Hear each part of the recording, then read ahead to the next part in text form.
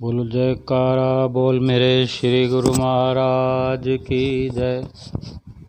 सभी प्रेमियों को जय सच्चिदानंद।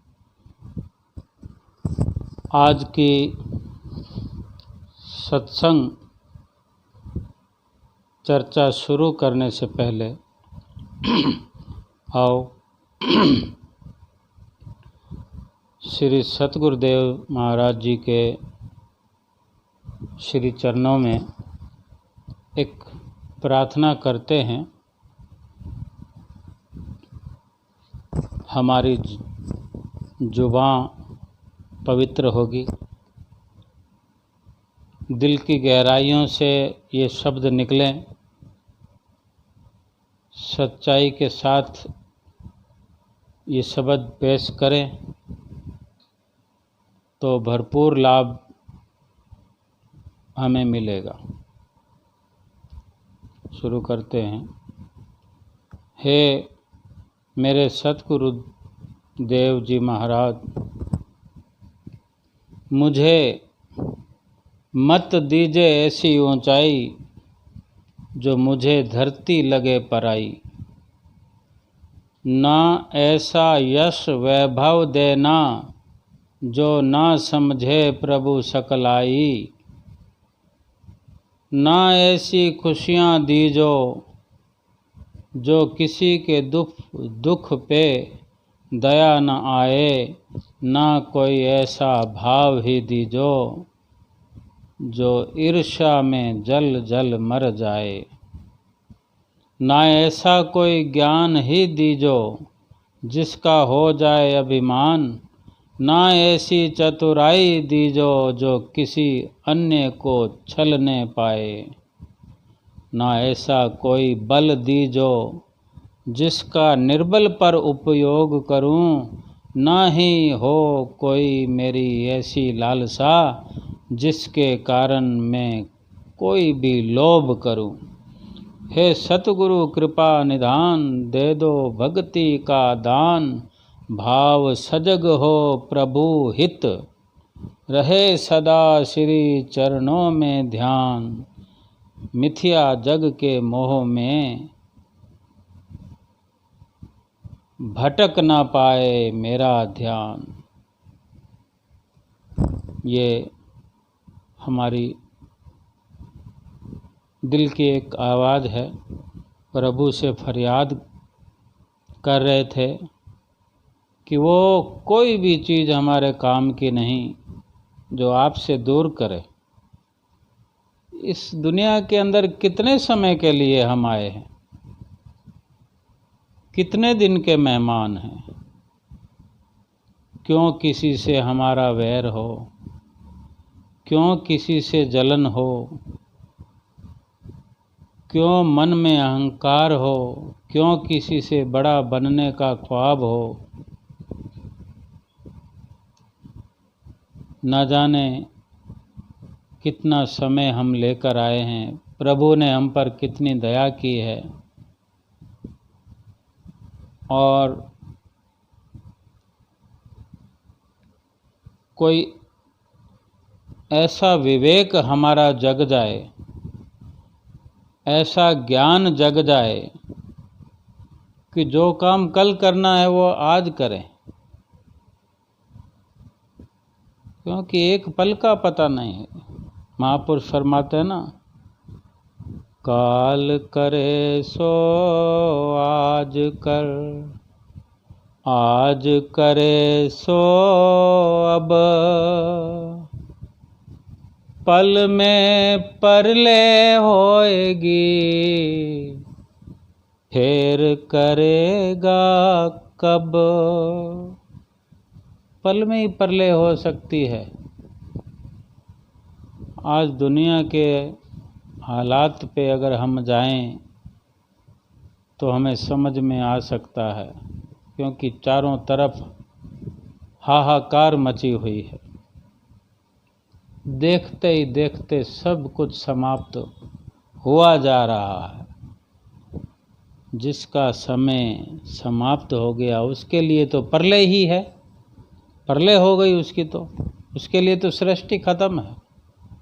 तो हम हमेशा अपने समय के बारे में सोचें कि हमारे पास समय कम है। अपने लिए ये विचार पहले करें। दूसरों के लिए अगर कोई विचार करना है तो परोपकार का करें, कि दूसरे को कैसे हंसाया जाए, कैसे उसको खुश किया जाए। हमारे श्री गुरु महाराज जी, हजूर गुरु महाराज जी भी कितनी बार अपने प्रवचनों में फरमाते हैं कि अपने संपर्क में आने वाले प्रेमियों को कोई ऐसी चीज़ दो, कोई उसके साथ ऐसा व्यवहार करो जिससे उसका दिल खुश हो जाए। और सबसे बड़ी बात है कि अगर हम सत्संग में लगे हुए हैं, सब मिलजुल कर आज सत्संग सुनते हैं, सुनाते हैं, इससे तो दिल क्या, आत्मा भी खुश हो जाती है और आत्मा को खुराक मिल जाती है। और जो आत्मा को खुराक पहुंचा सकता है, जो आत्मा की फिक्र करता है, जो आत्मा का ख्याल करता है, वो अपने मंजिल मकसूद पर अवश्य पहुंचता है।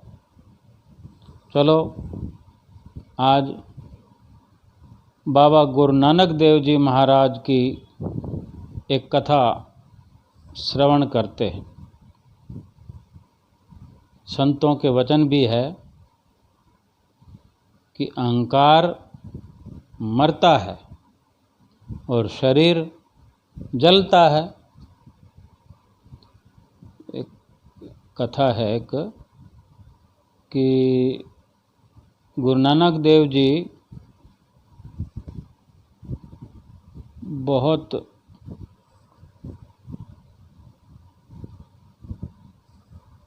हमारे लिए आदरणीय, हमारे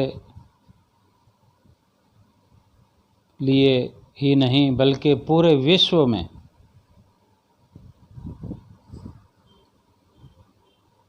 उनका सत्संग, उनकी रहनुमाई पूरे विश्व के लिए प्रेरणादायी रही है और आज भी है, रहेगी भी। कि गुरु नानक देव जी जब 8 वर्ष के थे तो पहली बार अपने घर से अकेले निकल पड़े। सब घर वाले और पूरा गांव चिंतित हो गया।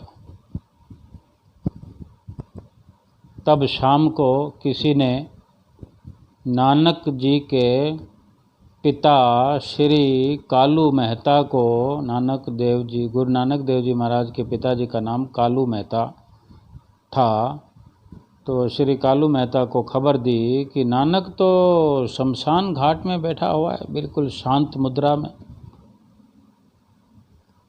तो सब दौड़ पड़े घर वाले, और वाकई एक चिता के, जैसे शमशान में तो चिताएं जलाई जाती हैं, एक चिता के थोड़ी सी दूर, मतलब वहीं चिता के आसपास ही बैठे हैं और एक अद्भुत शांत मुस्कान के साथ चिता को देख रहे हैं, गंभीर मुद्रा में और मुस्कान भरी उस वक़्त उनकी जो मुद्रा बनी हुई थी। तो जैसे ही वहाँ परिवार वाले पहुँचे तो माँ ने तुरंत रोते हुए गुरु नानक देव जी महाराज को गले से लगा लिया, लिपट गई उनसे। सुबह से निकले हुए थे, शाम को खबर मिली है, तो क्या खुशी थी माता की। और पिता ने थोड़ी नाराज़गी जताई और पूछा, यहाँ क्यों आए? तो नानक जी भोले भाले स्वभाव से कहते हैं, पिताजी कल खेत से आते हुए जब रास्ता बदल कर हम यहाँ से जा रहे थे, भाई यहाँ से चलते चलते कई बार कोई अर्थी आ रही होती है या कुछ ऐसा होता है, तो रास्ता बदल के थोड़ा जा रहे थे इधर उधर से, साइड से, और मैंने देखा कि एक आदमी 4 आदमियों के कंधे पर लेटा है और चारों रो रहे हैं। पिताजी को सब याद आ गया। तो गुरु नानक देव जी कहते हैं कि उस वक़्त मैंने आपसे पूछा था कि ये कौन सी जगह है, तो आपको याद है ना आपने क्या कहा था? आपने कहा था कि ये वो जगह है बेटा जहाँ एक ना एक दिन सबको आना ही पड़ेगा, और फिर जो पीछे बाकी के लोग रहेंगे वो रोएंगे ही। भाई जो कल बंदा आया था, 4 बंदों के कंधों पर बारी बारी से कंधे बदले जा रहे थे, लेकिन वो लगातार 4 आदमियों के कंधे पर ही था। रोने वाले रो रहे थे, कुछ ज़्यादा रो रहे थे, कुछ कम रो रहे थे। और आपने ये कहा कि सब एक न एक दिन यहाँ आएंगे ही और बाकी के लोग रोएंगे भी। तो बस मैंने तो उसी वक्त ही सोच लिया था कि जब एक दिन आना ही है तो फिर देर क्यों करें। तो मैं सुबह ही चला आया। और वैसे भी अच्छा नहीं लगता पिताजी, अपने काम के लिए, काम तो अपना हो, आना तो अपने को इधर, लेकिन इतने लोगों को परेशान करें, 4 लोगों को अपने को उठाने के लिए 4 लोगों को लगना पड़े, इतना कष्ट हो, और बाकी के लोगों को रुलाना, सबको कष्ट दो, ये क्या ठीक लगता है? बस ये सोचकर मैं आ गया। तो तब कालू मेहता जी, उनके पिताजी गुरु नानक देव जी महाराज जी के, रोते हुए बोले, नानक पर यहाँ तो मरने के बाद आते हैं। इस पर जो 8 वर्ष की उम्र में गुरु नानक देव जी महाराज बोले,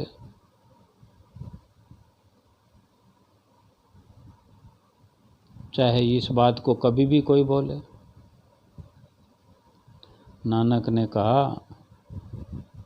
पिताजी ये ही बात तो मैं सुबह से अब तक जान पाया हूँ कि लोग मरने के बाद यहाँ लाए जा रहे हैं। मरने के बाद जब सब कुछ ख़त्म हो चुका होता है तब उसको उठा कर लाते हैं। अगर जो 4 कंधों पर आया वो पूरी चैतन्य अवस्था में, पूरे चैतन्य से, पूरी जागृति से, होशो हवास में अपने आप आ जाए, तो फिर वो कभी मरेगा क्या? फिर कभी नहीं मरेगा वो तो सिर्फ शरीर बदलेगा, क्योंकि मरता तो अहंकार है। और जो यहाँ आकर अपने अहंकार की चिता जलाता है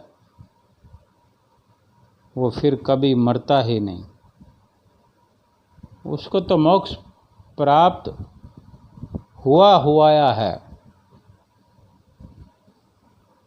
बात को इतना ही समझना है प्रेमियों कि हमें ये हर वक्त याद रहना चाहिए कि हमको यहाँ आना है, यानी अपने चित्त से शमशान में आए हुए रहें, चित्त से, मन से, मन चित्त बुद्ध से, अहंकार से। मन के अंदर ये ख्याल बना रहेगा कि एक दिन तो मरना ही है, एक दिन मरना ही है, तो फिर ये संसार का ज़्यादा स्यापा क्या करना है। जब किसी से झगड़ा होगा तो मन में सोच आएगी कि जब एक दिन वहाँ जाना है तो फिर झगड़ा क्या करना है। महल माड़ियाँ एक दूसरे से ऊंची बनाने की कोशिश करते हैं, ऊंचे महल चुनावते करते होड़म होड़। एक दूसरे में होड़ लगी हुई है कि उसने एक माला ऊपर बनाया तो मैं 2 माले ऊपर बनाऊंगा। जब वहाँ जाना है तो यहाँ आडंबर किस लिए? तो ये क्यों नहीं विचार करते कि जब वहाँ जाना है तो संसार में आकर जो वहाँ जाने का काम लास्ट में करना है, तो उसके बीच में क्या करना है? तो वही संत महापुरुष फरमाते हैं कि वहाँ जाने से पहले हमको क्या करना, और ये भी पता नहीं है कि वहाँ किस वक़्त जाना पड़ जाए। गुरु नानक देव जी महाराज ने तो एक आदर्श हमारे सामने रखा कि एक दिन सबको आना है। पिताजी ने जो कहा वो एक आदर्श के रूप में बनाया कि हर वक़्त हमको यही सोच रखनी चाहिए कि यहाँ का ख्याल बना रहे, मृत्यु का ख्याल बना रहे, होशो हवास में रहें, गफलत की निद्रा में न सो जाएं।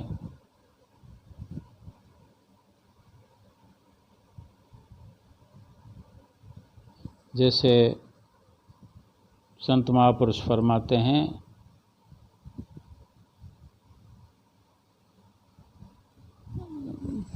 एक वो दोहा है,